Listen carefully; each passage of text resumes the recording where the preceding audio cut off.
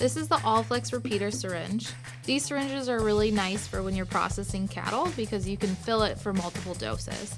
It also has a setting for whatever dose the vaccine or the drug you're using needs. So 1 all the way up to 5 cc's. To load it, you have to push down on this button. You'd have the needle and whatever product you're using and pull back on the plunger to the desired amount that you want to fill. One thing I like to make sure producers do is clean the product after every use. So you can unscrew this barrel here and wash it with hot water, soap.